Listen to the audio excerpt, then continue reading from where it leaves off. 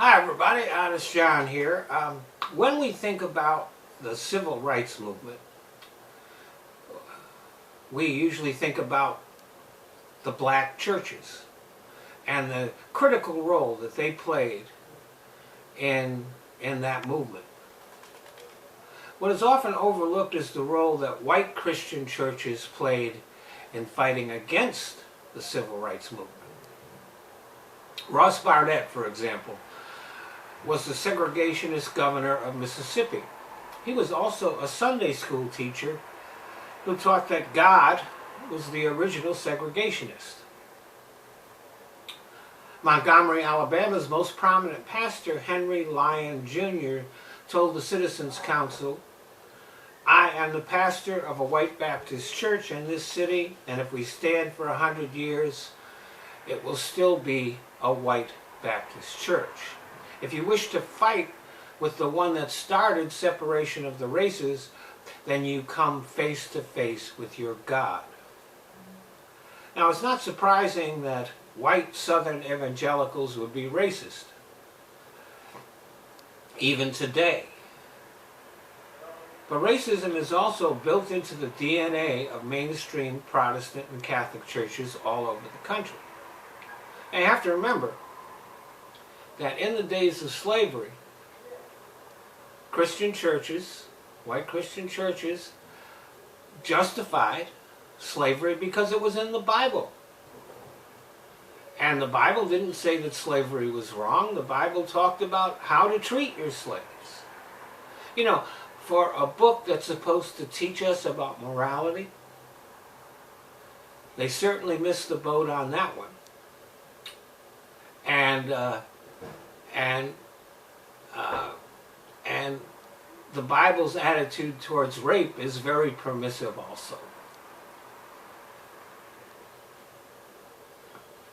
Now, I know that a lot of people are going to say that the mainstream Catholic and Protestant churches, that they're much more liberal than the evangelical churches in this country. But it's just the fact that here in the U.S., for example, whites who are atheists or agnostic or just not affiliated with the church find it easier to recognize systemic and structural racism in our systems, whether they're legal, economic, all of that. They see it. Most white Christians deny it exists.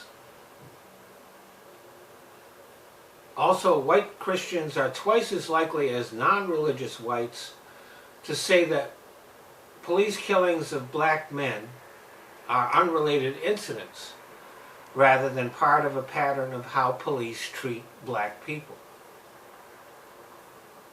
White Christians, and not just Southern evangelicals, but white Christians in general, tend to be more supportive of keeping Confederate statues in place. And white Christians generally disagree with this statement: generations of slavery and discrimination have created conditions that make it difficult for blacks to work their way out of the lower classes. Whereas people who are not affiliated with any church see those things clearly. White Christians don't see the disparity in our legal system as reflecting systemic racism and see it as more likely the result of problems within the black community. And then there is an obvious measure of white Christian racism: support for Donald Trump. Trump did get overwhelming support from evangelicals in the South, but also the majority of mainstream Catholics and Protestants all over the country voted for Trump. Some denied that Trump was a racist, despite his long and continuing record of it. But others, who were maybe a little more honest, said that even though they considered Trump to be a racist, it wasn't a deal breaker for them.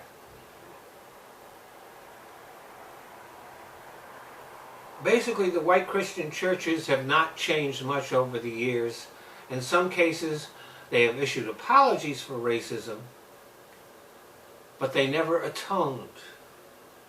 And more important, they never changed their ways. Thanks for listening.